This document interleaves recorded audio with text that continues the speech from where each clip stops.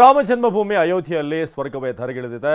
ಅಯೋಧ್ಯೆ ಧರ್ಮಪಥಗಳಲ್ಲಿ ರಾಮನ ಜಪ ಮುಗಿಲು ಮುಟ್ಟಿದೆ. ಜನವರಿ 22ರ ಪ್ರಾಣ ಪ್ರತಿಷ್ಠಾಪನೆಯ ಭಾಗವಾಗಿ ರಾಮ ಮಂದಿರದಲ್ಲಿ ಭರದ ಸಿದ್ಧತೆಗಳೀಗ ನಡೀತಾ ಇವೆ. ಸಿಎಂ ಯೋಗಿ ಆದಿತ್ಯನಾಥ್ ಅಯೋಧ್ಯೆಗೆ ಭೇಟಿ ನೀಡಿ ಎಲ್ಲಾ ಸಿದ್ಧತಾ ಕಾರ್ಯಗಳನ್ನು ಸ್ವತಃ ತಾವೇ ಪರಿಶೀಲಿಸಿದ್ದಾರೆ.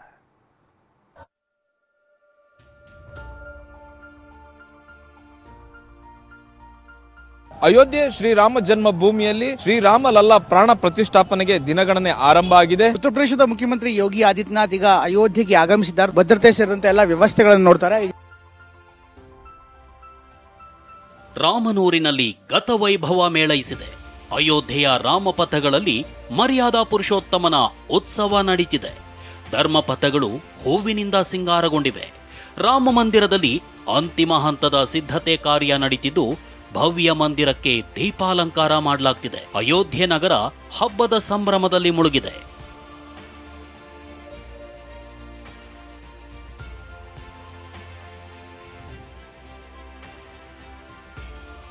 ರಾಮ ಮಂದಿರದಲ್ಲಿ ಬಾಲರಾಮನ ಪ್ರಾಣ ಪ್ರತಿಷ್ಠಾಪನೆಗೆ ದಿನಗಣನೆ. ರಾಮ ಜನ್ಮಭೂಮಿಯಲ್ಲಿ ರಾಮನ ಹಬ್ಬ, ಮೊಳಗಿದ ರಾಮ ಜಪ.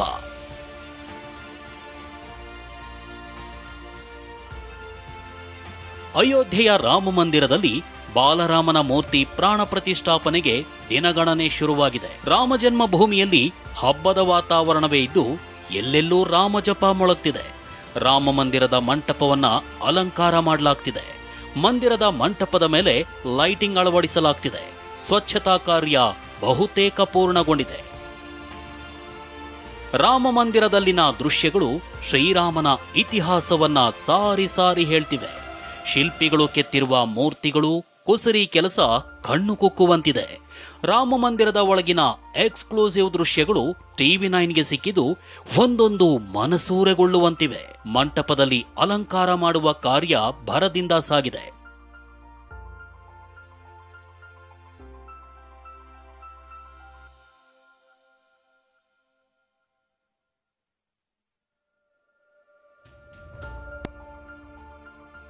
ಅಯೋಧ್ಯೆಯಲ್ಲಿ ಸಿದ್ಧತೆ ಪರಿಶೀಲಿಸಿದ ಸಿಎಂ ಯೋಗಿ ಆದಿತ್ಯನಾಥ್. ಉತ್ತರ ಪ್ರದೇಶದ ಮುಖ್ಯಮಂತ್ರಿ ಯೋಗಿ ಆದಿತ್ಯನಾಥ್ ಈಗ ಅಯೋಧ್ಯೆಗೆ ಆಗಮಿಸಿದ್ದಾರೆ. ನೋಡಬಹುದು, ಅಯೋಧ್ಯೆಗೆ ಇವತ್ತು ಆಗಮಿಸಿ ಸಂಪೂರ್ಣ ಅಯೋಧ್ಯೆಯ ಭದ್ರತೆ ಸೇರಿದಂತೆ ಎಲ್ಲ ವ್ಯವಸ್ಥೆಗಳನ್ನು ನೋಡ್ತಾರೆ.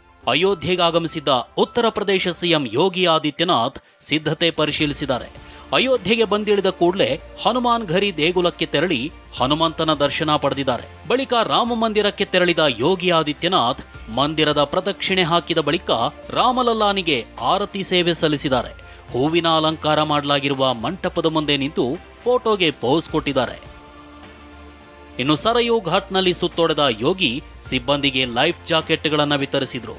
ಜಗದ್ಗುರುಗಳನ್ನ ಭೇಟಿ ಮಾಡಿ ಮಾತುಕತೆ ನಡೆಸೋದರ ಜೊತೆಗೆ ಅಯೋಧ್ಯೆಯ ಅಧಿಕಾರಿಗಳು, ಪೊಲೀಸ್ ಅಧಿಕಾರಿಗಳ ಜೊತೆ ಭದ್ರತೆ ಬಗ್ಗೆ ಚರ್ಚಿಸಿದ್ರು. ಜಟಾಯು ಪೂಜೆ, ಪ್ರಧಾನಿ ಮೋದಿ ಕಠಿಣ ವ್ರತ. ರಾಮನ ಪ್ರಾಣ ಪ್ರತಿಷ್ಠಾಪನೆ ಕಾರ್ಯಕ್ರಮದ ಯಜಮಾನರಾಗಿರೋ ಪ್ರಧಾನಿ ನರೇಂದ್ರ ಮೋದಿ ಇಂದಿನಿಂದ 3 ದಿನಗಳ ಕಠಿಣ ವ್ರತ ಆರಂಭಿಸಿದ್ದಾರೆ. ಪ್ರಧಾನಿ ಮೋದಿ ಕರ್ನಾಟಕ ಪ್ರವಾಸದಲ್ಲಿದ್ರೂ ವ್ರತದಲ್ಲೇ ಇದ್ದಾರೆ. ವ್ರತದ ಪ್ರಕಾರ ಪ್ರಧಾನಿ ಮೋದಿ ಮಂಚದ ಬದಲಿಗೆ ನೆಲದಲ್ಲಿ ನಿದ್ರೆ ಮಾಡಬೇಕು. ಮಲಗುವಾಗ ಹಾಸಿಗೆ ಬದಲು ಚಾದರ ಬಳಸಬೇಕು. ವ್ರತದ ವೇಳೆ ಹಣ್ಣು ಅಥವಾ ಎಳನೀರು ಸೇವನೆ ಮಾಡಬೇಕು. ಹಾಗೆ ಜಟಾಯು ಮೂರ್ತಿಗೆ ಪೂಜೆ ಸಲ್ಲಿಸಬೇಕು. ಈ ಎಲ್ಲಾ ವ್ರತಗಳನ್ನ ಪ್ರಧಾನಿ ಮೋದಿ ಇಂದಿನಿಂದಲೇ ಶುರು ಮಾಡಿದ್ದಾರೆ.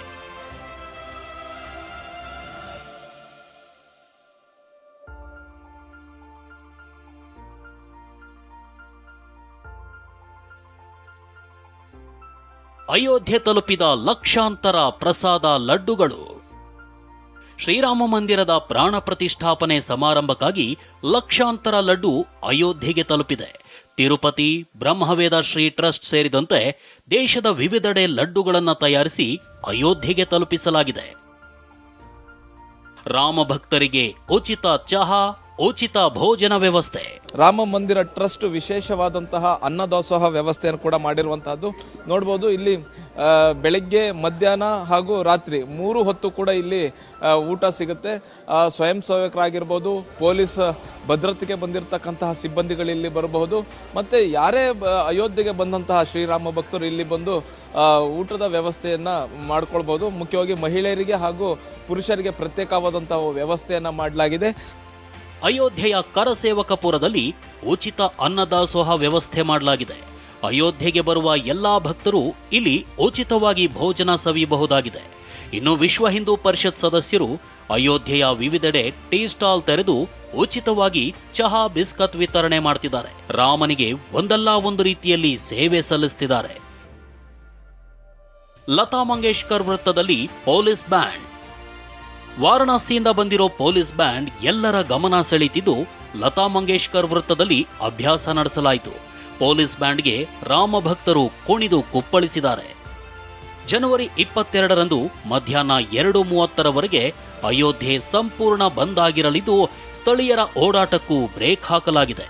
ಅನುಮಾನಾಸ್ಪದ ವ್ಯಕ್ತಿಗಳನ್ನ ವಶಕ್ಕೆ ಪಡೆಯಲಾಗಿದೆ. ಇಂದಿನಿಂದಲೇ ಬಿಗಿ ಬಂದೋಬಸ್ತ್ ಮಾಡಲಾಗಿದ್ದು, 20,000ಕ್ಕೂ ಅಧಿಕ ಭದ್ರತಾ ಸಿಬ್ಬಂದಿಯನ್ನು ನಿಯೋಜಿಸಲಾಗಿದೆ.